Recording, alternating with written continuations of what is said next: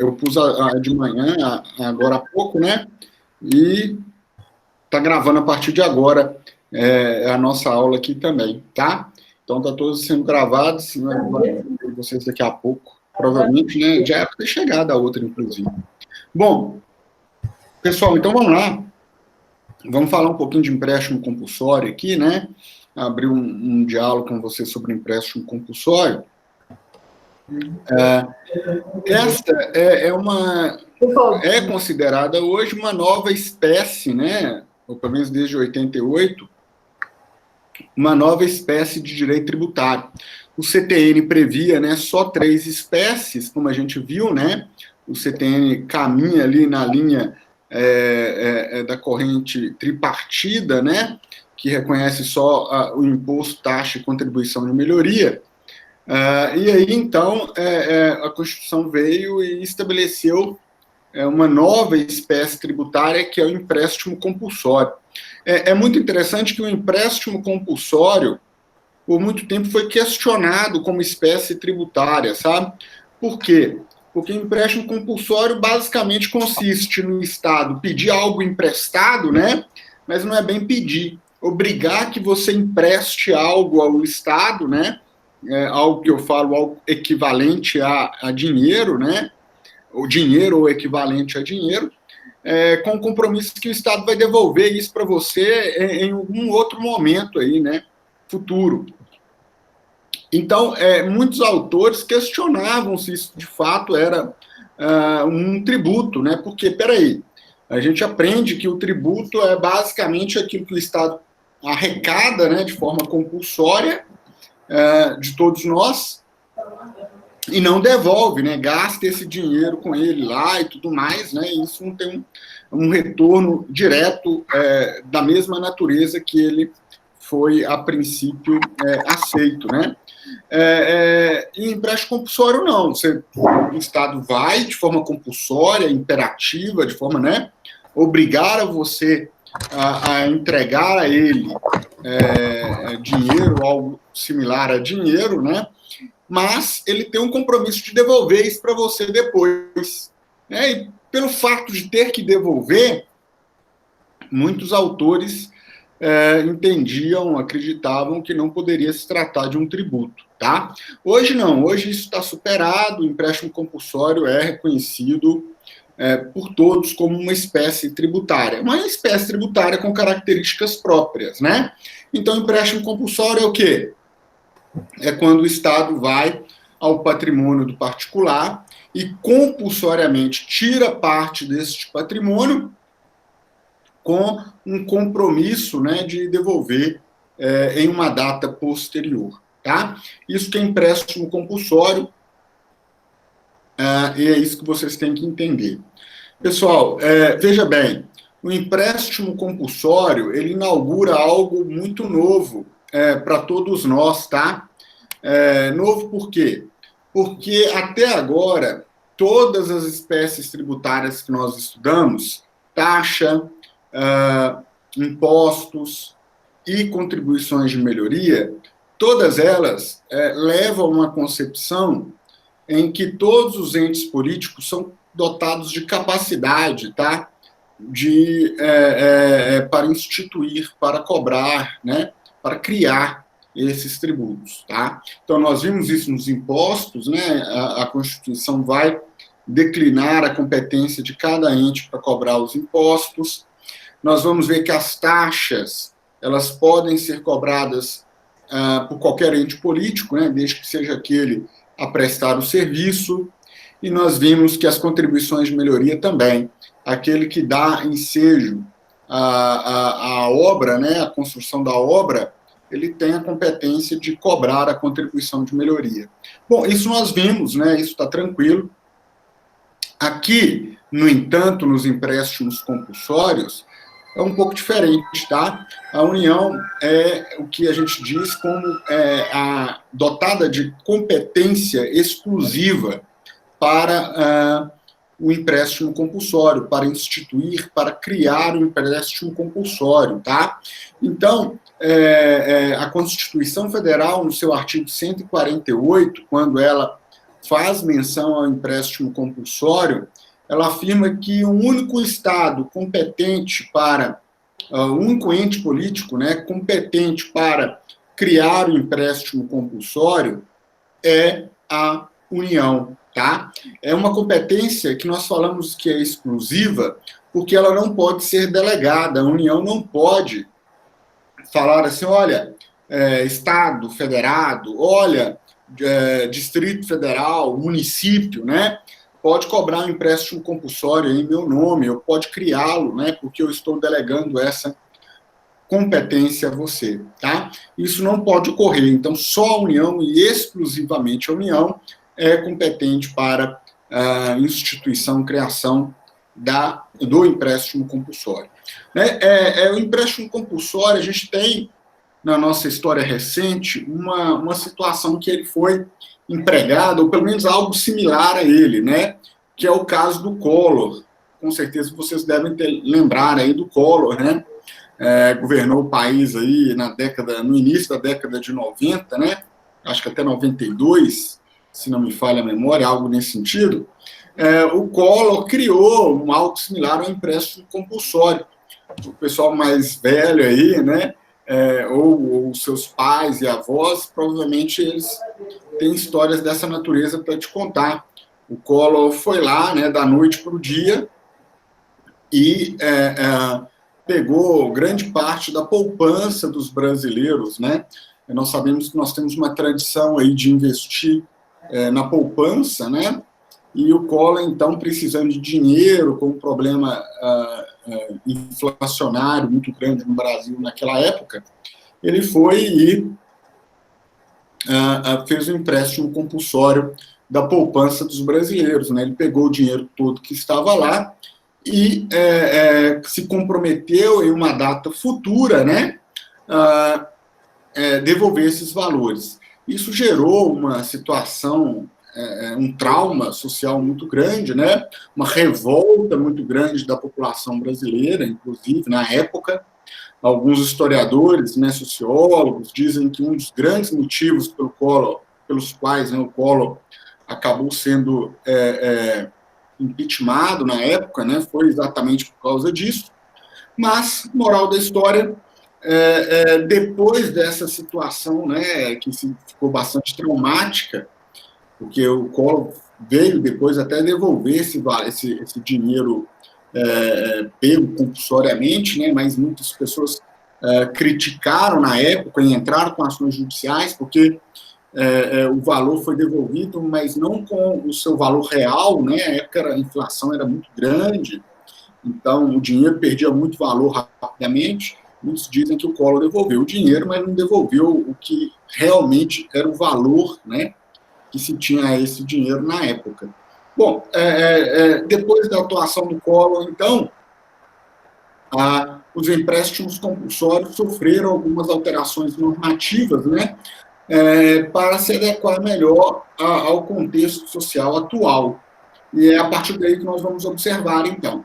A primeira grande alteração aí, e que é passível de citação para vocês, é que os empréstimos compulsórios inaugura algo que até então a gente não tinha visto ainda, que é a possibilidade de que nessa espécie tributária ela só poderá ser instituída por lei complementar, tá? Até agora, eram duas exceções apenas que determinavam que era lei complementar.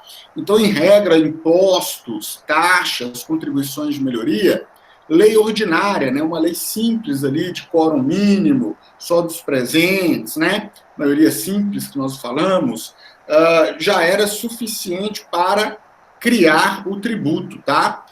A exceção é o imposto residual, né, e o imposto de guerra, que eu não sei se vocês se lembram, né, extraordinário de guerra, que eram duas situações. O imposto extraordinário de guerra é aquele que pode ser criado em épocas de conflito internacional, em que o Brasil esteja envolvido, e os impostos residuais, né, que nós chamamos, são aqueles impostos que não estão na Constituição, não estão prescritos, né, descritos lá, e a União pode criar um imposto novo que não está na Constituição Federal, desde que seja por lei complementar, né? Então, essas são duas opções, exceções que existem, né, nos que a gente já viu, só que no empréstimo compulsório, ele só pode ser criado definitivamente, né, por lei complementar. Então, a única possibilidade é uma lei complementar, tá?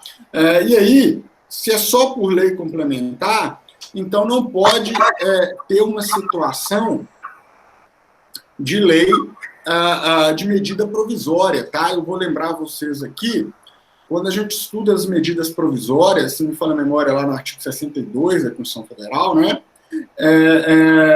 Nós aprendemos que alguns temas, algumas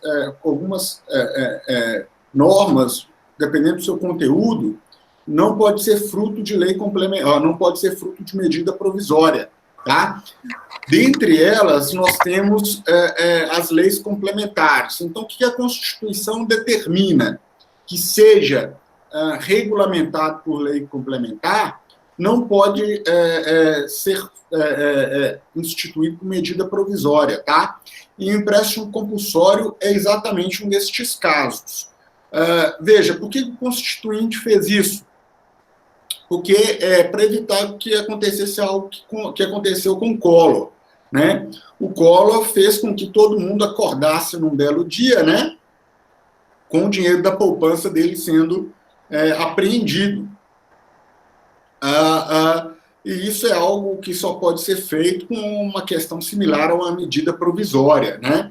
Porque aí você precisa debater e votar no legislativo. Então, lá, um decreto, né, uma canetada, já regulamenta o instituto.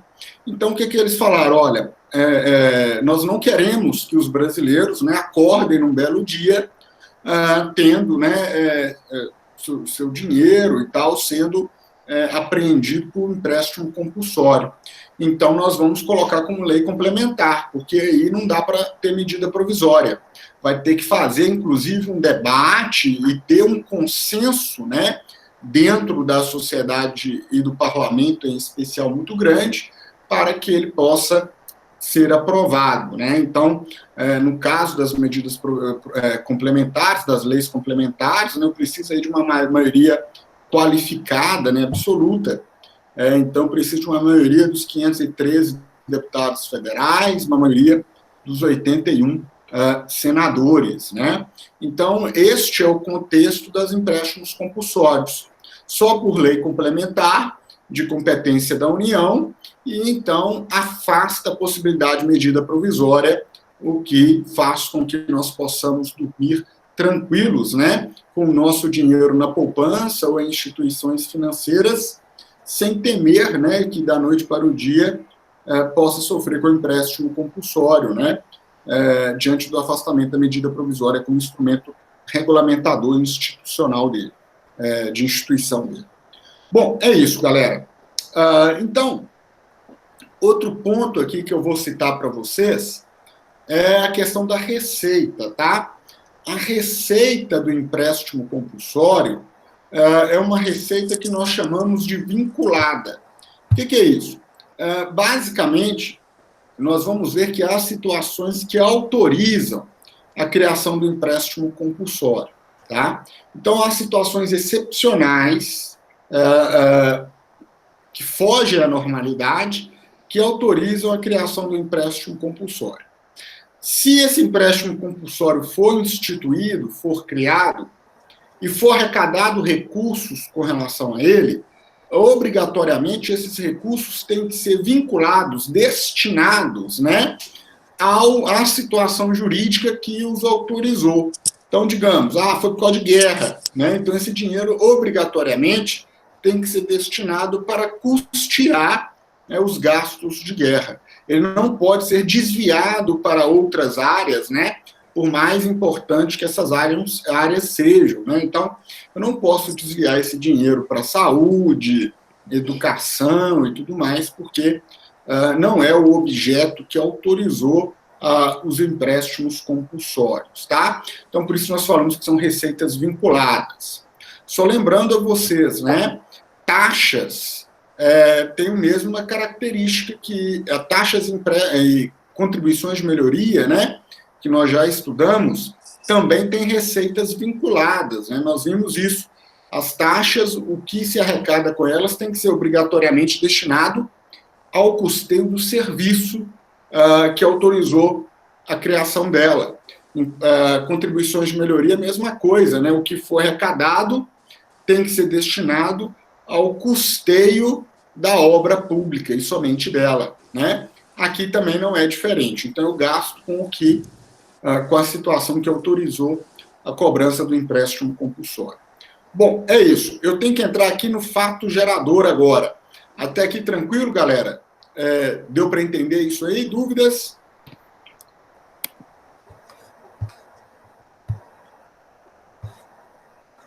Fica à vontade, Tati, pode falar.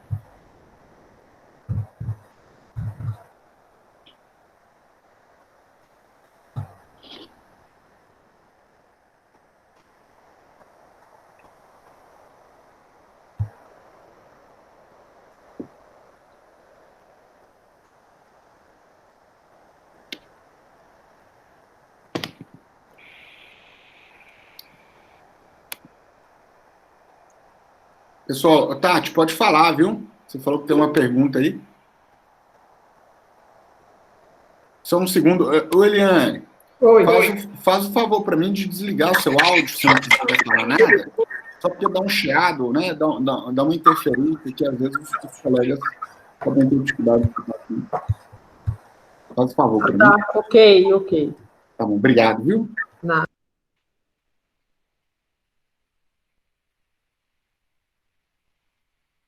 Sim, ele só pode ser criado, Tati, por lei complementar, tá? Então, tem que ter um projeto de lei, né, proposto pelo presidente da República. Esse projeto de lei tem que ser votado no Congresso Nacional, né? Primeiro na Câmara de Deputados Federais, depois no Senado, tá? E por ser lei complementar, né, o consenso é maior, então eu preciso da maioria dos votos de todos os membros de cada casa para ser votado. Então, eu preciso da maioria dos votos dos 513 deputados federais e dos 81 senadores, tá? Então, tem que ser, assim, algo muito de consenso entre os parlamentares para poder ser, de fato, aprovado, tá? Então, não vai ser da noite para o dia, não pode ser uma medida provisória, por exemplo, né? Para depois só o Congresso Nacional eventualmente questionar isso aí. Tá ok, Tati? Deu para entender? Sim, deu sim. Ah, beleza. Tem outra dúvida? Você pode falar, fica à vontade. Não, era isso. Então, tá bom. Beleza, galera. Então, vamos falar um pouquinho do fato gerador, né, do empréstimo compulsório. Veja bem, quando nós falamos em fato gerador, nós estamos falando em quê? De uma questão factual, né, uma questão de fato que acontece na sociedade que vai dar origem, né, que vai dar nascimento ao tributo. Não é isso que nós aprendemos? Pois bem, o fato gerador, o que dá origem ao tributo empréstimo compulsório, ele é muito delicado, tá? E é muito comum questões aí levarem você a entender, compreender errado, tá? O fato gerador do empréstimo compulsório. E por quê? Porque o artigo 148 da Constituição Federal fala em situações autorizativas, tá? Então, o artigo 148 vai falar assim, olha, o empréstimo compulsório, ele só poderá ser criado em situações como calamidade pública, né, guerra externa ou iminência de guerra externa, ou se eu preciso fazer um grande investimento em uma obra pública, tá? Isto não é o fato gerador, tá, do empréstimo compulsório. Então, o fato gerador do empréstimo compulsório não é, em hipótese alguma, essas situações não. Essas situações vão autorizar, né, que o fato gerador ocorra, tá? Qual que é, então, o fato gerador dos empréstimos compulsórios? É o que nós chamamos de despesa extraordinária, tá? Aí a gente tem que dar um pulinho lá no direito financeiro. No direito financeiro, nós aprendemos que existem duas formas de despesa, tá? A despesa ordinária e a despesa extraordinária. A despesa ordinária é aquela despesa previsível, que a gente sabe que ela vai acontecer com frequência, todo mês, né? Então, veja bem, Prefeitura de Itabira, você é prefeito lá, você sabe que você tem que todo mês pagar servidor público. Então, o servidor público, o salário deles, nós classificamos como uma despesa o quê? Ordinária. Uma despesa diária, de conhecimento de todos, que ela vai acontecer todo mês, né? Então, vejam, despesas com água, luz, né? São despesas ordinárias. Nós sabemos da existência delas e da frequência de como nós temos que pagá-la, tá? Agora, uma despesa extraordinária é uma despesa que a gente não estava prevendo. É uma despesa, assim, que você não tinha como prever ela. Né? Ela pode acontecer, mas você não tem como prever. Veja só, isso acontece na vida da gente também. Veja, você ficou doente, né?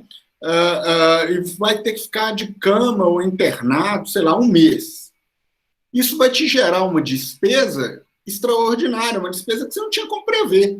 Dá para prever que você vai ficar doente? Dá. Mas ficar um mês parado, 15 dias, sei lá, né, o tempo necessário, é extraordinário. Isso vai trazer para você uma despesa que você não tinha condições de prevê-la de forma clara, objetiva, né?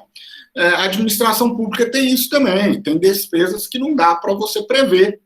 Elas, né, pode até ocorrer, mas é impossível prevê-las, né? Vejam só vocês a situação que a gente vive hoje.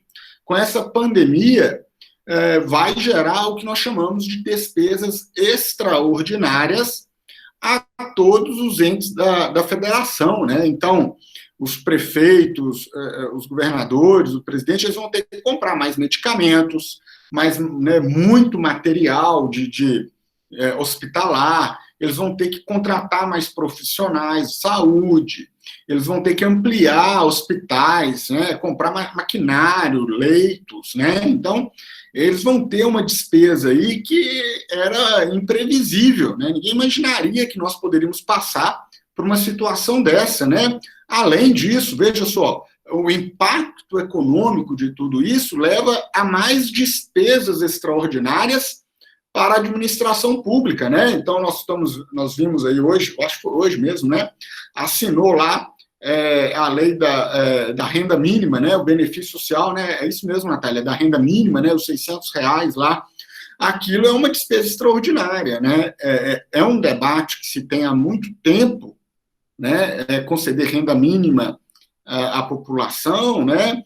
O Bolsa Família tinha um viés mais ou menos desse. Aqui o Eduardo Suplicy falava isso há décadas, discutindo. Alguns países europeus já estavam tentando implementar isso, mas era coisa que no Brasil hoje era longe de se imaginar que algo dessa natureza poderia ocorrer. E ocorreu, assim, a toque de caixa, como, de fato, né, as circunstâncias exigiam.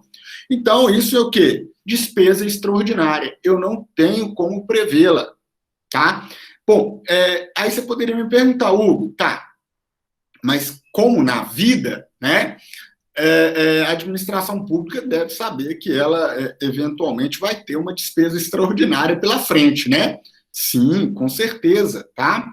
Tanto é que é obrigação estabelecida pela Lei de Responsabilidade Fiscal que os entes políticos têm que ter o que nós chamamos de fundo de contingência. Não sei se vocês já ouviram essa expressão, né? o fundo de contingência, que os economistas dizem, né, que nós também, pessoas físicas, e como as empresas e tudo mais, né, todos têm que ter, que é basicamente um dinheiro que você tem que estar guardado, né, tem que ter guardado lá, para isso mesmo, para situações extraordinárias, para situações de alto custo, né, não previstas, né, normalmente no nosso cotidiano, né. Então, os economistas falam, por exemplo, que no caso nosso, de pessoa física, o ideal é que você tenha ali de 3 a 6 meses, né, do seu custo mensal guardado, de forma que você possa tirar ali rapidamente, né, e poder usar, né. Claro que a gente sabe a realidade brasileira, de 99% da população brasileira, né, não permite isso, né, tanto é que com 15 dias de isolamento, a maioria de nós está aí já, né, preocupadíssimo, porque falta recursos aí para pagamento de coisas mais básicas possíveis, né. Então, veja só, o Atos aí é estagiário, né, pois é, né, imagine você como estagiário mesmo, né, não tendo, não sei de sua vida, mas provavelmente não tendo filhos, não tendo alguém para sustentar além de você mesmo, né, ou então ainda tendo até auxílio, né, dos pais para se sustentar, já é difícil, né, imagina pessoas em outras situações, então, pai de família e tudo mais, a dificuldade é ainda maior, né. Então, veja só, por isso que os economistas falam que a gente tem que ter esse fundo de contingência, né, e a lei de responsabilidade fiscal exige isso dos estados, dos entes federados, né, então todos eles têm que ter. E para que é esse fundo de contingência? Para custear, tá, uma despesa extraordinária. Bom, aqui, galera, é que entra o empréstimo compulsório como o fato gerador dele. Qual que é o fato gerador dele? É uma situação autorizativa em que vai demandar, tá, um custo, uma despesa extraordinária que não poderá ser suprida, tá, pelo orçamento do Estado ou pelo seu fundo de contingência, tá? Então, o que eu estou te dizendo aqui? É uma situação extraordinária que vai gerar uma despesa extraordinária que não será possível ser custeada pelo fundo de contingência, ou porque falta dinheiro no fundo, ou porque o dinheiro que está lá não é suficiente. Então, olha só, a situação que a gente vive hoje é uma situação clássica, sabe? É um modelo assim, é um modelo clássico de uma situação que pode levar a um empréstimo compulsório. O custo, né? O custo que essa pandemia vai exigir do Estado é um custo altíssimo, altíssimo, que não existe qualquer, né, qualquer fundo de contingência aí capaz de suprir essa demanda, né? Então, nessa situação que nós vivemos, de ter que construir leito de hospital para todo lado, de comprar, né, máquinas pulmonares, de contratar servidores, isso aí, pagar salário, né, dar dinheiro para todo mundo para sobreviver e tal, isso vai gerar um custo que fundo de contingência não ocupa, orçamento não dá conta, e é uma opção, então, que a União terá, né, de fazer um empréstimo compulsório. Vai a dica, inclusive, né, isso pode acontecer. Então, se tiver dinheiro guardado aí, né, fique esperto.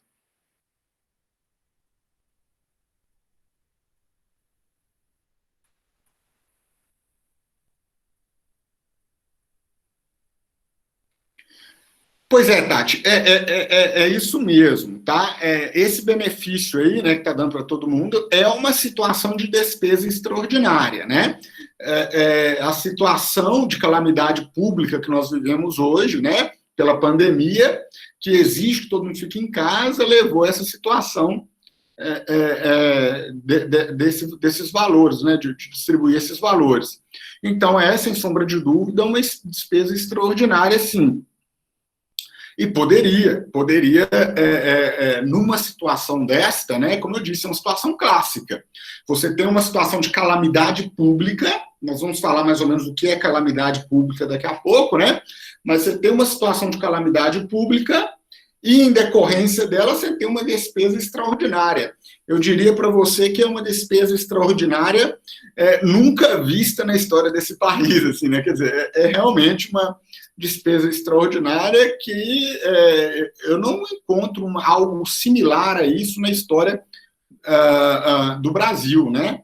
O Brasil não passou por algo similar a isso na sua história, né? É uma história um pouco mais de 500 anos, né? Mas não passamos, né? A gripe espanhola veio aqui e não exigiu tanto de nós, né? Há 100 anos atrás, como possivelmente vai exigir agora, tá? Então, sim, é uma situação de empréstimo compulsório, tá?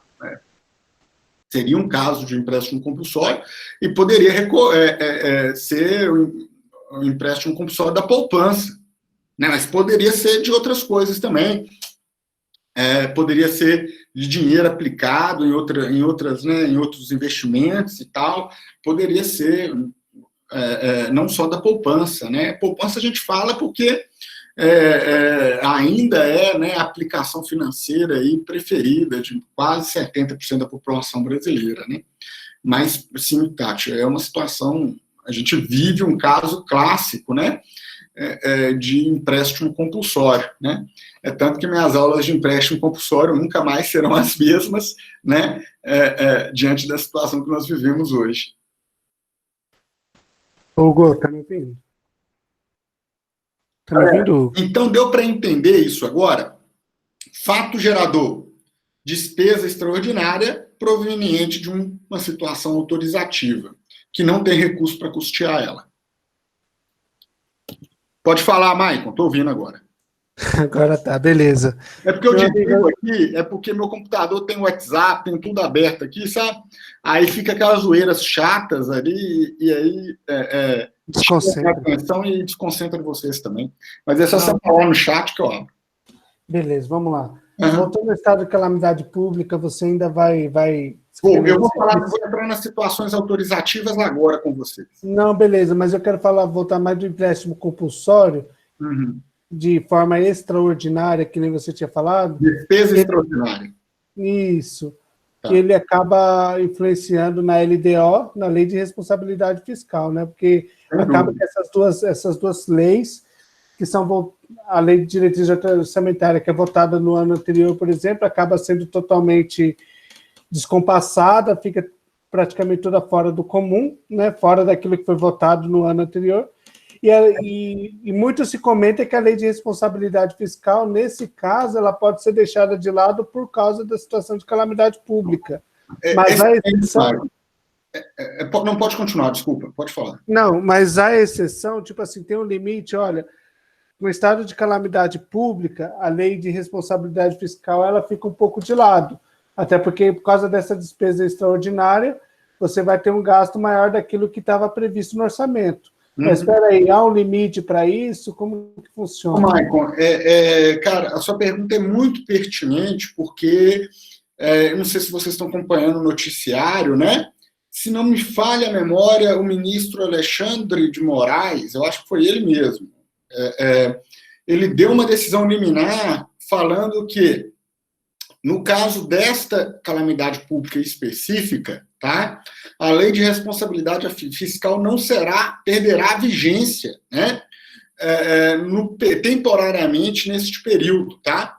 Eu não sei se você acompanhou essa decisão do STF, liminarmente, cautelarmente, ela foi concedida, olha, não deve ter mais do que uns 10 dias, mais ou menos.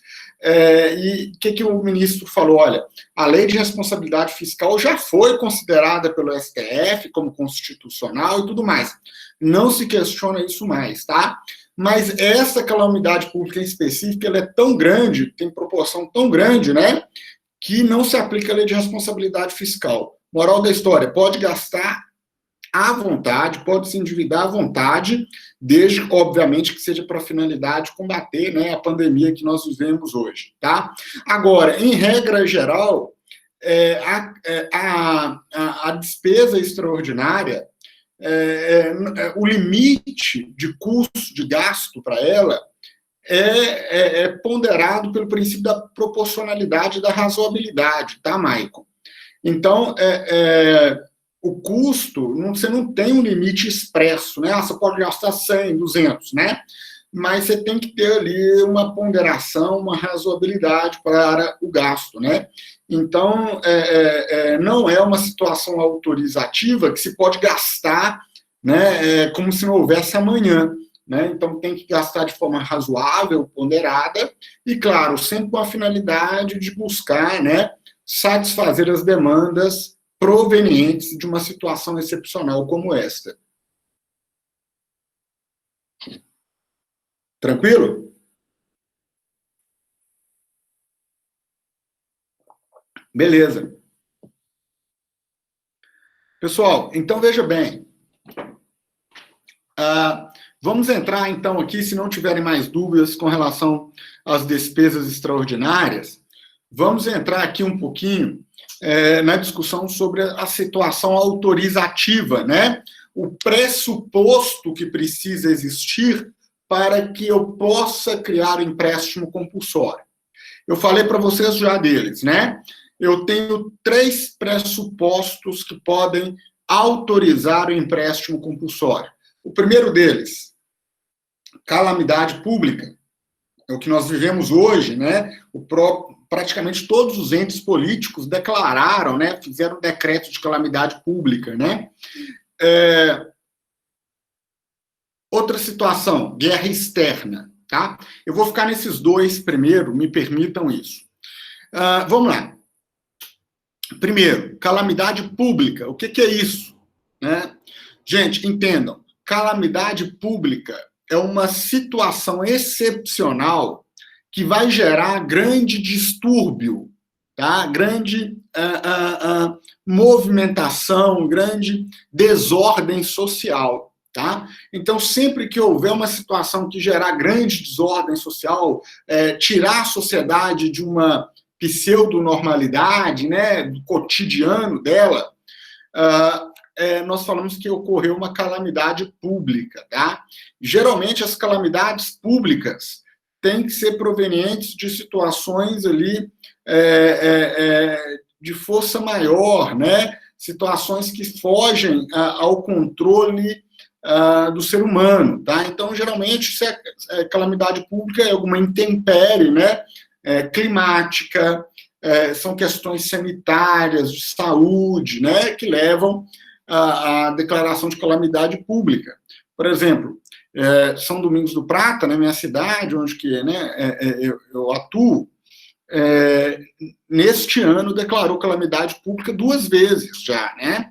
Então, aí, em menos em algo próximo de 4 meses, né, nós já declaramos calamidade pública 2 vezes. Declaramos no início do ano, né, em decorrência das chuvas que ocorreram aqui, né, que destruíram, né, as estradas da cidade aí, a zona rural em especial, caiu ponte e tal, pessoas ficaram desabrigadas, né?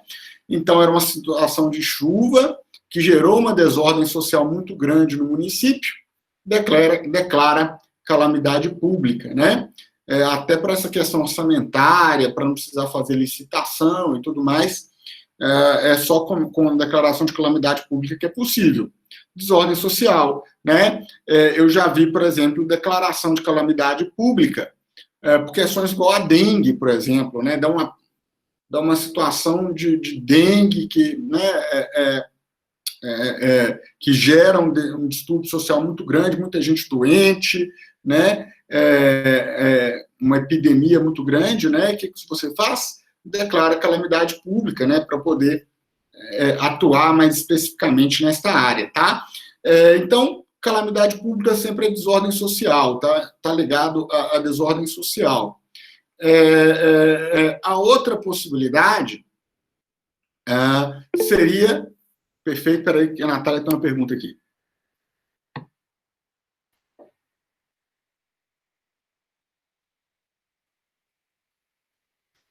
Nath, formalmente sim, tá? Formalmente, a situação de emergência, tá?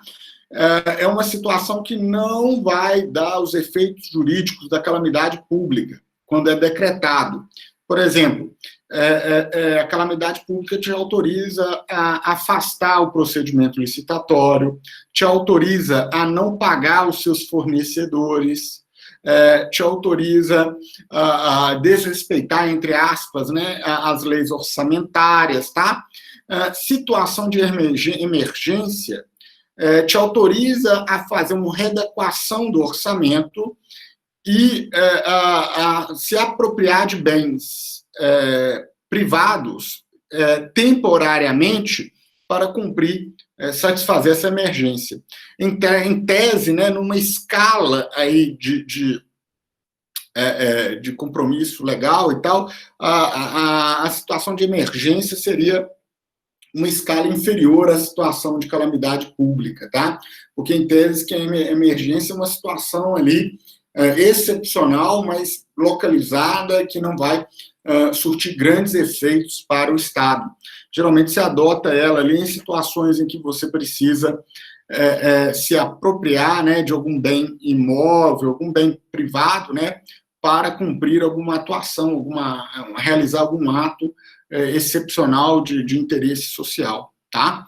Não sei se ficou claro para você, mas seria nesse contexto.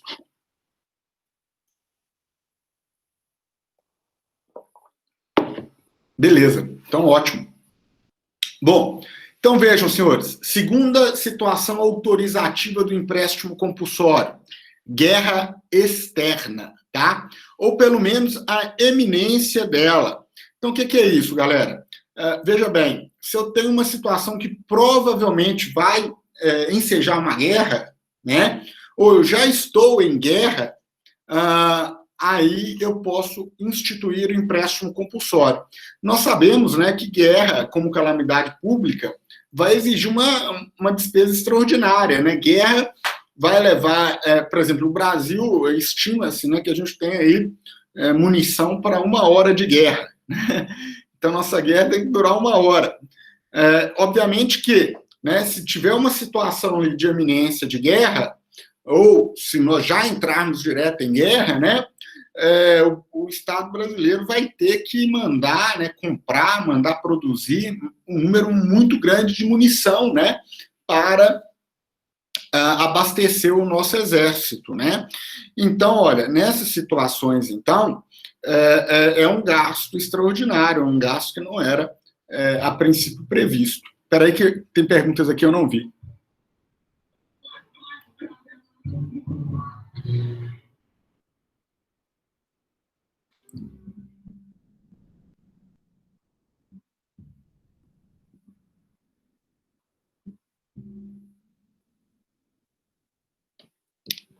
Maicon, veja bem, o decreto de calamidade pública é um ato de exclusividade do chefe do executivo, tá? Em regra, ele tem que ser convalidado depois pelo Congresso Nacional. Então, pelo Legislativo, né? Então, o presidente, o governador, o prefeito, ele faz o decreto de calamidade pública, né? E depois, então, é referendado esse decreto pelo Legislativo. Se o Legislativo não referendar esse decreto, né? Então, ele perde seu efeito jurídico, tá? Olha se eu te respondi. E, Tati, em épocas de isolamento, né, com certeza a coisa vira guerra fácil, né?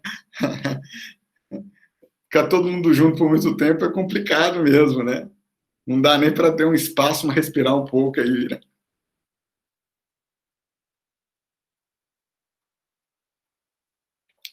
Levanta a bandeira de paz, a bandeira branca, né?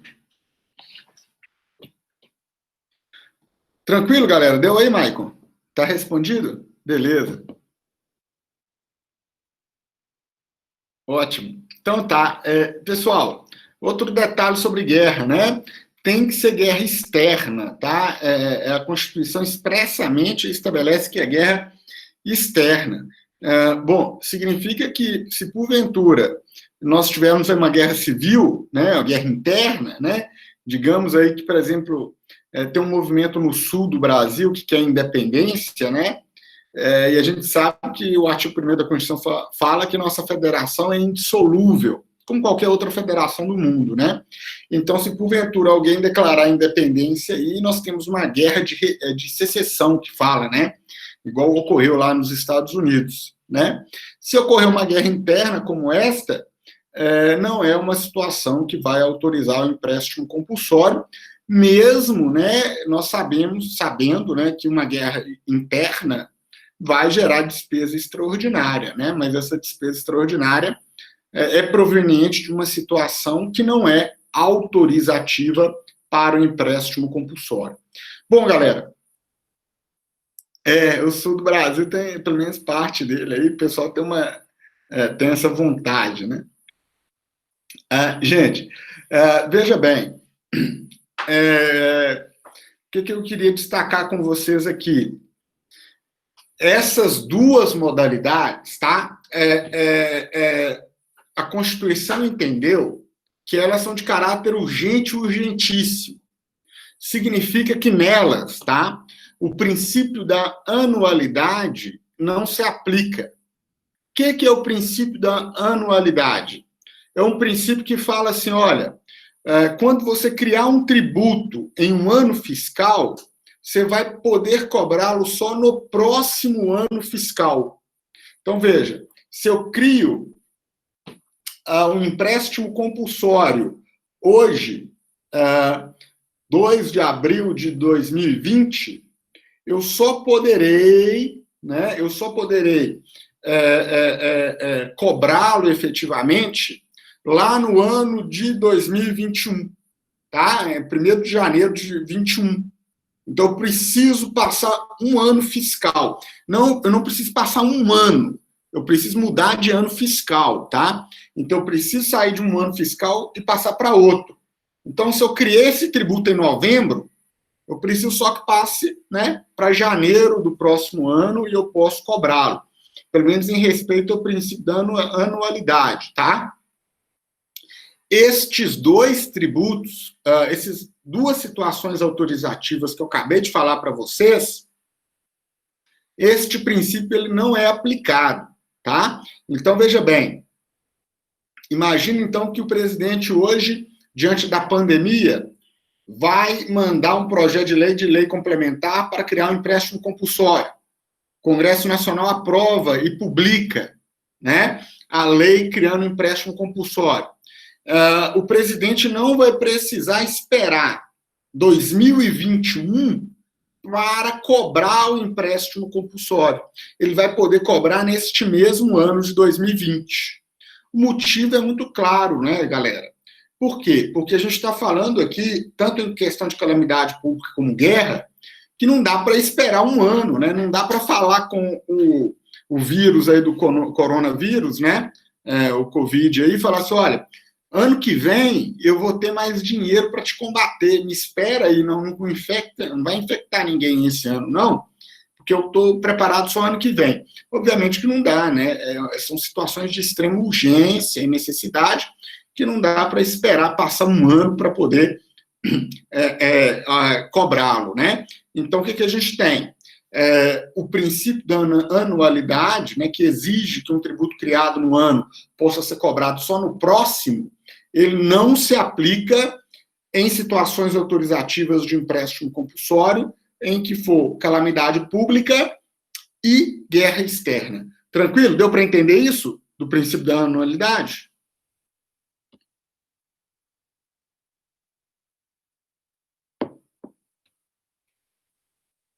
Beleza, tranquilo. Bom, vamos falar então do terceira e última situação autorizativa, tá? Do empréstimo compulsório, galera. Que seria obras públicas, né? Ou de investimento público de caráter urgente, tá? Ou de relevante interesse nacional. Basicamente, então, a Constituição vai falar o seguinte, olha, se eu precisar de um grande investimento, né, numa obra pública ou algo similar, que é muito urgente ou muito necessário, né, a sociedade, que é muito importante para a sociedade, eu, então, posso criar um empréstimo compulsório para custear, né, essa obra, esse investimento, tá? Então, nessas situações, eu também tenho uma autorização para a criação do empréstimo compulsório, tá? O detalhe que eu tenho que descrever para vocês aqui é que, no caso destes investimentos, eu vou ter que respeitar o princípio da anualidade, tá? Então, eu vou ter que esperar um ano, melhor, virar o ano, né, para poder cobrar, tá? Então, é uma diferença que existe entre esses três fatores, essas três situações autorizativas. No caso do investimento público, eu preciso esperar um ano. Então, digamos, foi autorizado o empréstimo compulsório agora em abril, né? Então, eu vou precisar virar o ano, chegar a 2021, pelo menos janeiro de 2021, para que eu possa cobrar, exigir do contribuinte este empréstimo compulsório. Tranquilo? Bom, eu tenho mais 2 pontos aqui somente para citar para você sobre empréstimo compulsório, e a gente finda, né, conclui aí o conteúdo dos empréstimos compulsórios, tá? Vamos lá. O STF, ele entendeu o seguinte, galera: a lei que institui o empréstimo compulsório, ela tem que prever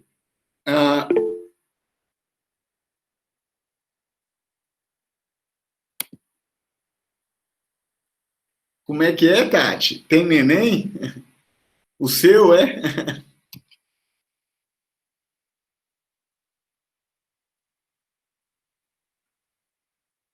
Ah, é?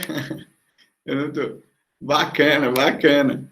Natália, de fato, né, a proposta, né, diante do que a instituição determinou, era isso mesmo.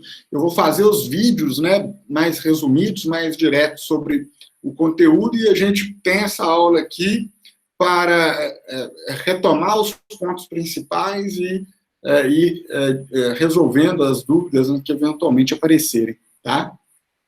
Não vi, não. Não vi, não. Não vi o neném dele, não. Galera, então vamos lá, só para concluir aí, né, a aula de hoje. Veja bem, a lei que cria o empréstimo compulsório, o STF disse o seguinte: olha, ela tem que obrigatoriamente estabelecer o prazo que vai ser prescrito para devolver esse dinheiro. Então, a lei que fala assim: olha, eu vou pegar a poupança de todo mundo hoje para custear a pandemia, tá? E vou devolver daqui a 5 anos, ou daqui a 3 anos, ou 3 anos depois que acabar a pandemia, né? Então, obrigatoriamente, a lei que criar um empréstimo compulsório vai ter que estabelecer prazos de devolução desses valores, porque, obviamente, é um empréstimo, né? Além disto, esta lei ela tem que prever também os critérios, as regras que serão adotadas de restituição desse valor, tá? Por quê? Essa situação ocorreu no caso do Collor, né? Muita gente que recebeu o dinheiro de volta do Collor depois falou assim: não, peraí, né? Não houve a correção monetária, inflacionária devida, tá? E a lei que o Collor usou para fazer o empréstimo compulsório não previu isso. Bom, moral da história, né? Fez com que, então, muita gente, muita mesmo, né, milhares de pessoas, buscassem o judiciário. Teve um acordo promovido pela AGU, né, um ano, 2 anos atrás, assim, que só no STF tinham mais de 20 mil ações, né, questionando os critérios adotados para restituição do empréstimo compulsório no Collor, tá? Então, o que o STF falou a partir deste caso, né, do Collor? Falou assim: olha, essa lei tem que prever já quanto que vai ser a restituição, os critérios de ajustamento, né, da correção, se vai usar algum critério oficial, igual o Selic, o critério inflacionário, né, da inflação anual e tal, mas tem que prever, tá? Por quê? Porque aí com as regras bastante claras, né, antes mesmo de eventualmente receber a restituição dos valores, eventualmente o contribuinte já pode questionar a constitucionalidade, né, a legalidade do modelo proposto pela lei, tá? Então eu preciso, nessa lei, ter o prazo entabulado e os critérios que levarão à restituição desses valores, tá? Outra decisão do STF que eu tenho que mencionar para vocês aqui, outro ponto dessa decisão. O STF disse que a mesma espécie, né, pega pelo Estado para empréstimo, tem que ser a espécie a ser devolvida ao contribuinte. O que é isso? Veja, Collor pegou o dinheiro na poupança dos brasileiros, né? Então, a restituição vai ser o quê? Dinheiro, tá? Então, a espécie é a mesma. Se eu tiver um empréstimo compulsório pegando ações de empresas, né? Que as pessoas que investem na Bolsa possuem. Quando for devolver, tem que devolver ações, não pode devolver dinheiro, não pode devolver ouro, não pode devolver títulos, né, da dívida pública. Então tem que ser a mesma espécie, né, que levou ao empréstimo compulsório, tem que levar à devolução dos valores estabelecidos por ele, tá? Galera, é exatamente isto os pontos principais que eu teria que trabalhar, né, discutir com vocês aqui sobre empréstimos compulsórios, tá? Eu queria saber de vocês se restou alguma dúvida, algum questionamento para ser feito, para a gente, creio eu, até poder encerrar a aula de hoje já. Podem se manifestar aí, fiquem à vontade.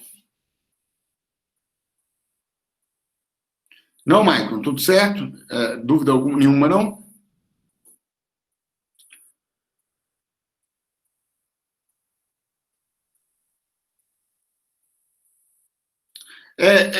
Natália, a proposta é essa, tá? Pelo menos, eu acho que a proposta ideal é essa, é a gente ter os vídeos como um instrumento, né, de preparação para a aula, e depois eu volto a discutir o tema com vocês já no debate, né, porque você vê lá um vídeo, geralmente, exatamente, são curtos, né, 20, 15 minutos, ali eu tento ser o mais breve possível, e aqui a gente pode estender um pouco mais o debate, pode abrir para discussão e tudo mais, né? Eu acho que funciona. E quando vocês forem fazer a prova, né, talvez seja um instrumento também de revisão, né? Você coloca o vídeo lá, escuta, e pode te auxiliar para lembrar os pontos principais para a prova. A proposta é essa mesmo, né? Que bom que gostaram.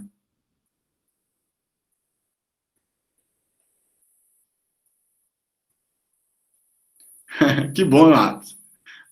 Cada um tem a forma de aprender, né? É isso mesmo. Qual a dúvida, Atos?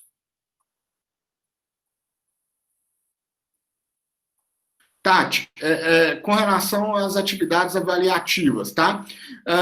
O que Alexandre nos passou, que é uma regra institucional, é que era para a gente esperar, tá? Não passar trabalho para vocês agora, não.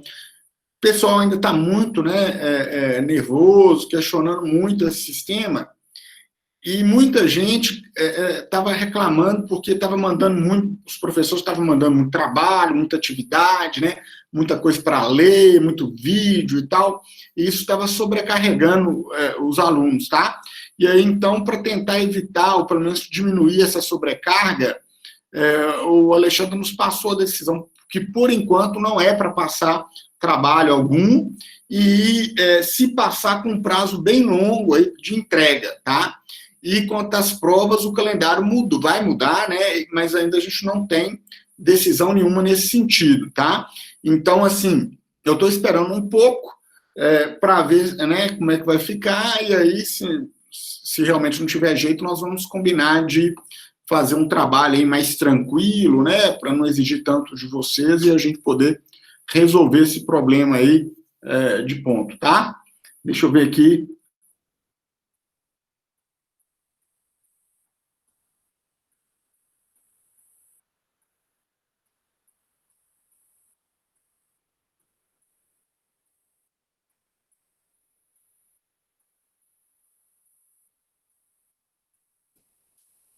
Tá, é isso, galera. Então, o que eu vou falar sobre os trabalhos, pelo menos com vocês? Vamos esperar um pouco mais, tá? Se a gente vê mesmo que a coisa não está se definindo, nós entramos em um acordo e eu passo algum trabalho mais tranquilo para vocês, né, para não sobrecarregá-los, e a gente resolver isso, tá? Talvez eu passo uma questão apenas de prova da ordem, uma coisa assim para vocês fazerem, né? E eu depois corrijo com vocês aqui, algo dessa natureza, tá? Mas vamos combinar isso, então. Vamos aguardar, eu sei que vocês estão um pouco ansiosos, né? Mas esperem um pouquinho, definitivamente vocês não vão sair prejudicados, e a intenção nossa é não sobrecarregá-los, tá? Porque, né, como aconteceu muito de imediato, a gente mandou muito material escrito para vocês, né? Nós mandamos muitos vídeos e tudo mais, é isso. Muita gente reclamou de sobrecarga.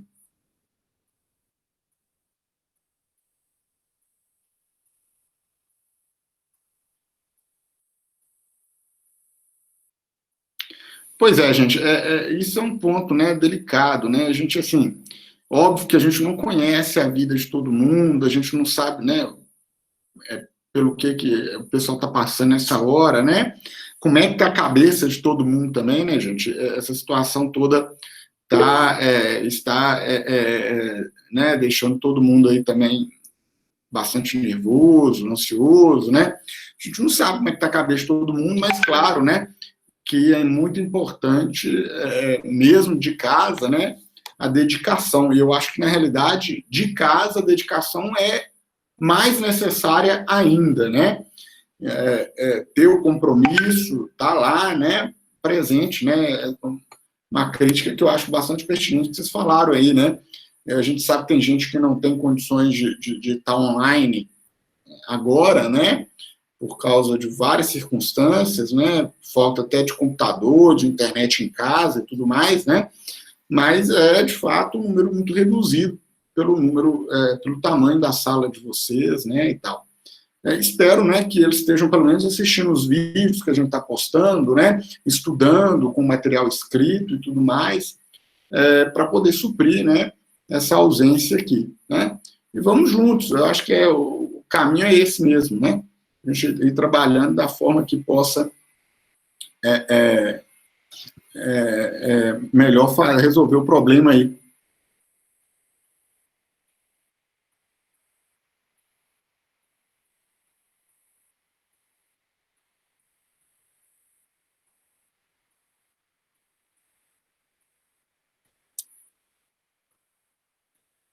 Beleza, então, galera. Eu queria agradecê-los aí, né, mais uma vez pela presença de vocês. Muito obrigado aí, né, pelo apoio. Podem contar aí com a gente sempre, né? Boa noite a todos, muita saúde a vocês e a família de vocês. Estamos juntos aí, né? Vamos continuar conversando, discutindo lá pelo grupo do WhatsApp, tá?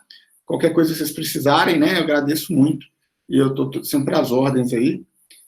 Já estamos caminhando, né, para o final de semana, mas eu não vou nem dar bom final de semana para vocês, porque eu acho que a esmagadora maioria de vocês, amanhã nós estamos juntos de novo, né? Nós temos aí mais uma aula, pelo menos de Administrativo 2. Então, nos vemos amanhã, né? Se Deus quiser. Um abraço a todo mundo, boa noite a vocês aí, né?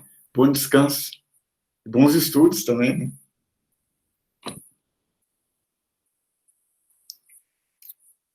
Até mais, gente.